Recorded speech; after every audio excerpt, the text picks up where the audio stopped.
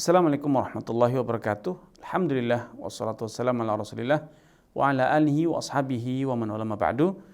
Saudara Dadan Ramdhani di Jawa Barat, tepatnya di Kabupaten Ciamis, bertanya, saya pedagang pulsa sebagai agen pulsa upline. Banyak yang daftar buat jualan pulsa sebagai downline ke saya. Ada satu orang downline yang sering melayani isi ulang pulsa atau top up e-money buat judi online.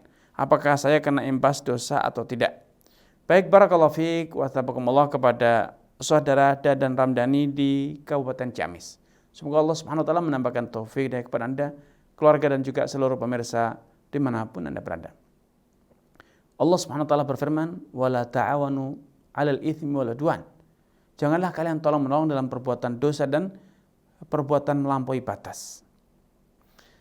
Secara prinsip, jual beli pulsa itu jual beli yang halal. Dan biasanya dalam ketentuan hukum syariat, barang kalau sudah dijual itu sepenuhnya tanggung jawab pembeli. Untuk apa dan bagaimana kondisi barang tersebut. Sepenuhnya itu tanggung jawab pembeli.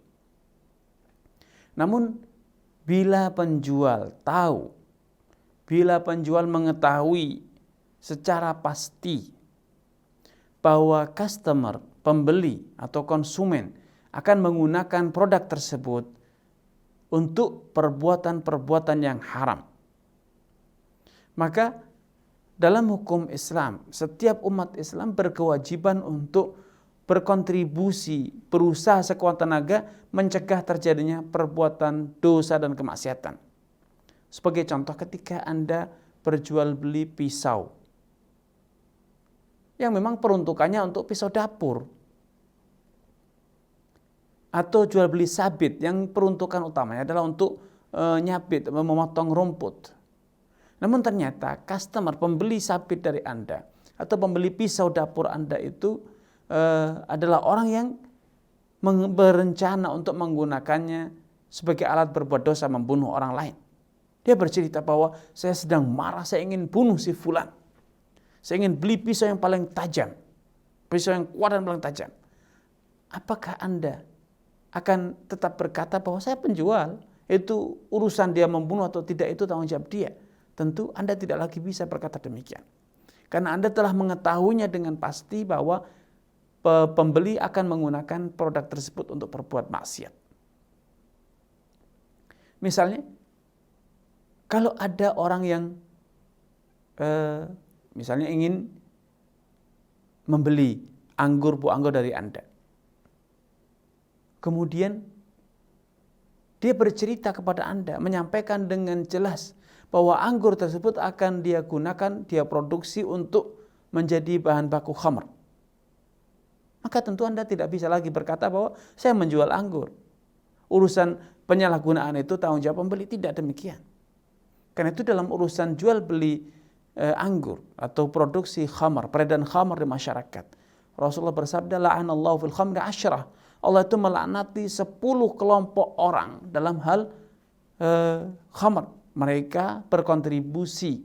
Yang pertama asiraha wa mu'tasiraha, yang bertugas memeras anggur, yang meminta agar anggur itu diperas. Bisa jadi dia karyawan lain yang memberikan tugas kepada karyawan untuk memeras tersebut. Asra mu'tasiraha wa syaribaha wa saqiyah, yang meminumnya, yang menuangkan anggur tersebut, menuangkan khamar tersebut. Wa hamilah, yang memikulnya, membawanya, mungkin driver, mungkin kurirnya, dan seterusnya. Intinya, hadis ini memberikan satu penegasan bahwa siapapun yang berkontribusi langsung dalam perbuatan haram ikut memikul dosanya. Nah, kalau Anda tahu bahwa agen Anda ini misalnya dengan pasti menggunakan pulsa yang dia beli itu untuk jual beli atau untuk bermain judi dan seterusnya, maka sepatutnya secara normatif, secara etika hukum,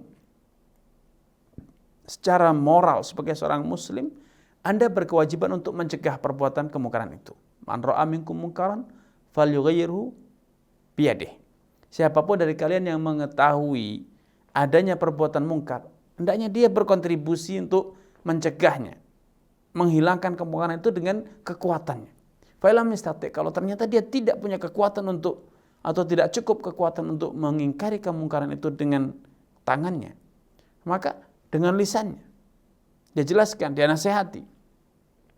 Fa'ilam yastati', kalau ternyata dia tidak mampu menjelaskan, mengingkari dengan lisannya, fabiqalbih, maka dia punya kewajiban untuk membenci, menjauhi tempat terjadinya perbuatan mungkar. Tidak duduk bersama mereka, tidak menjadi partner mereka. Dan Anda menunjukkan kebencian itu dengan cara menjauhi orang tersebut. Nah, Anda sebagai upline bisa ya dengan 1001 cara bagi Anda untuk tidak merekrut atau tidak melanjutkan keanggotaan downline Anda dengan misalnya berdalih bahwa pulsa Anda sudah Anda jual kepada orang lain, kalau itu memang nyata ya, atau misalnya Anda ulur-ulur dilayaninya, misalnya maaf saya sedang sibuk dan seterusnya, sehingga Anda tidak melayani pemesanan darinya, maka itu wajib Anda lakukan agar Anda tidak punya kontribusi dalam perbuatan maksiat, dan sebaliknya justru Anda berkontribusi untuk mencegah dari perbuatan maksiat yang ada di sekitar Anda. Wallahu ta'ala a'lam.